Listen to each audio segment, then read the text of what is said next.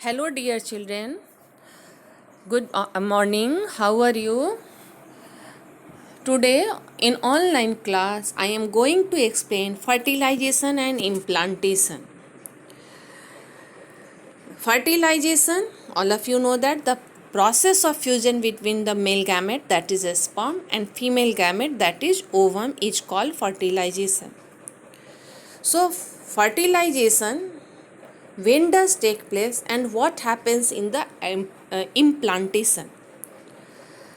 So during cetus or copulation, semen is released into the vagina by the penis. The motile sperm swim rapidly through the cervix, enter into the uterus, finally reaches the ampullary region of the fallopian tube. The ovum released by the ovary is also transferred to the ampullary region of the fallopian tube. So this is very important that a sperm as well as ovum both finally reaches at a time to the ampullary region of fallopian tube, then fertilization is possible, otherwise not. So at the time of menstruation cycle, you have studied about that ovulation takes place nearly about 14 days. So that is the best time for the fertilization. So fertilization occurs in the fallopian tube only if the ovum and sperms are simultaneously transferred into the ampullary region of the fallopian tube. Now try to understand what happens in the ovum. Actually, during the ovulation, secondary oocyte release.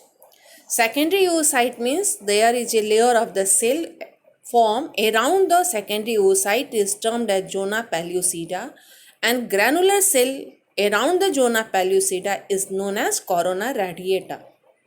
So what happened at the time of fertilization when the sperm reaches to the fallopian tube, that is ampullary region of the fallopian tube, only one is allowed to enter into the ovum.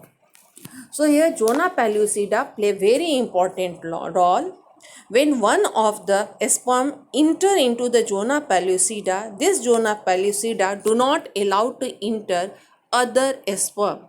So lucky sperm only enter into the ovum through the zona pellucida. So what happens when a sperm enter into the zona pellucida? The acrosome of the sperm dissolves the wall of the zona pellucida and plasma membrane and enter into the secondary oocyte. The entry of the sperm induces the completion of second meiotic division of secondary oocyte. As a result, this forms haploid ovum and a small second polar body.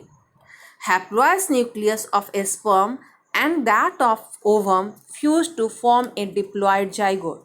So in the process of ovulation, I also told about that in during oogenesis, only secondary oocyte release at the time of ovulation and second meiotic division that is completed when a sperm enter into the secondary oocyte. So now here a sperm is fused with the ovum and now zygote is formed. So this is very clear that what happens at the time of fertilization. Now this is also diagram. Fertilization, all of you understood now. The secretion of acrosome help the sperm enter the ovum through the zona pellucida and plasma membrane. How does it take place? Zona pellucida layer of the ovum block the entry of additional sperm and ensure that only one sperm can fertilize an ovum. So this is induces the secondary oocyte to complete meiotic division. This is again an unequal division and results in the formation of second polar body and a haploid ovum. We have already discussed about it at the time of oogenesis. The haploid nuclei of a sperm and the ovum fuse to form diploid zygote. So ploidy of zygote is diploid and the number of chromosome is 46. How does sex of the fetus is determined? As you know, there is a XX chromosome in the female ovum, whereas XY chromosome in the male. So during spermatogenesis or oogenesis, half of the chromosome carry in oocyte and sperm. So males are XY, so contain XY, either X or Y. Therefore, half of the female is only X. So, therefore, half of all sperms carry X chromosome and other half carry Y chromosome. So, depending on whether X containing a sperm or Y chromosome containing a sperm fuse with the ovum and then form zygote, may be male or female. What is zygote? Now, after fertilization, the cell is termed as zygote. What does it mean?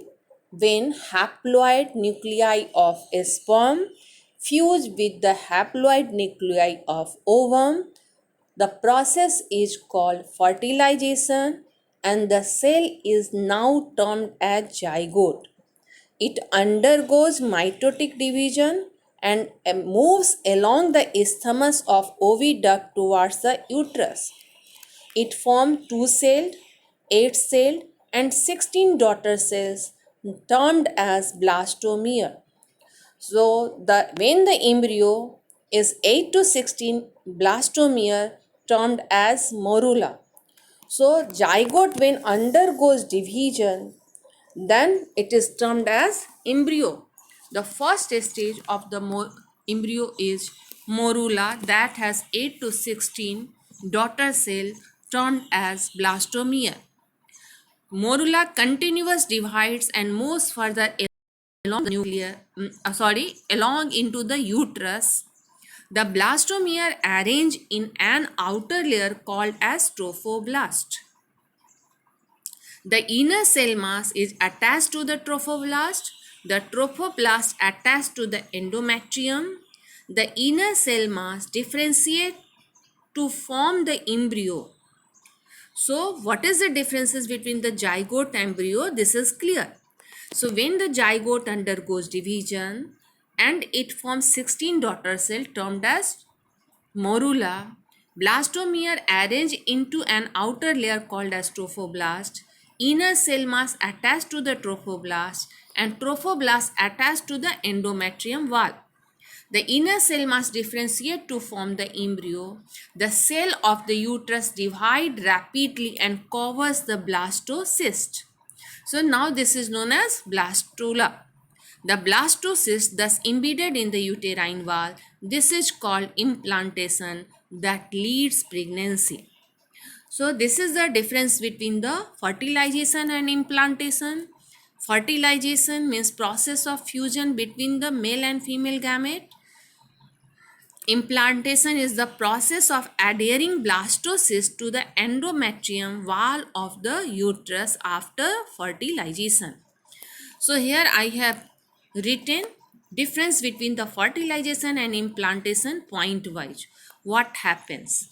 In fertilization, fusion of gamete, implantation, adhering blastocyst to the endometrium. Fertilization occurs followed by the implantation, whereas implantation occurs after about 8 to 10 days of fertilization. So remember that implantation takes place after 8 to 10 days of fertilization. Fertilization whereas occurs within about 24 hours of ovulation, otherwise not. Fertilization ends with zygote and whereas implantation results implanted blastocyst with 3 germ layer. Fertilization occurs in the widened part of fallopian tube which is very close to the ovary, whereas implantation occurs in the endometrium of the uterus. This diagram is NCERT diagram, transport of ovum, that shows transport of ovum, fertilization and passage of growing embryo through the fallopian tube. So this is very clear that morula stage is 8 to 16 stage of the cell, that is a daughter cell of the after fertilization of the zygote, is termed as morula. So this is clear that morula and morula continuous divide to transform blastocyst. So here you are able to see what happened. This blastocyst implanted in the endometrium of the uterus. So that is called implantation. Now try to understand this diagram also. What is that? This is the blastocyst. Here try to clear this. This is the two celled state. When zygote undergoes division, the cell is two celled. Here 16 celled stage. What happened after 16 celled stage? Zona pellucida is very small part of the zona pellucida remaining, that actually break down, and you are able to see there is a cavity in the blastula stage, that is called blastocell, and a layer of the cell surround this, that is called trophoblast, that is attached with the endometrium, and there is a cell mass. So this is important question for the CBSE exam. This is question. So what does this diagram represents? All of you understood.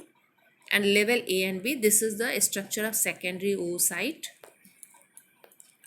Again, this is a structure of blastula, inner mass, trophoblast layer, blastocyst. So now try to understand what happens in this. And thank you very much. I think all of you now understood how fertilization takes place and how implantation takes place, and when oogenesis actually completed. In previous class I told about that the primary oocyte is formed before the birth of a female child, and secondary oocyte forms at the time of maturity, that release at the time of ovulation.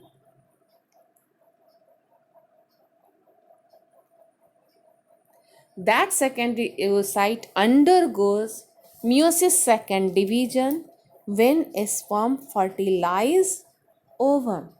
So this is very clear that whole oogenesis process is actually completed after the entry of a sperm in the secondary oocyte. Thank you. Have a nice day.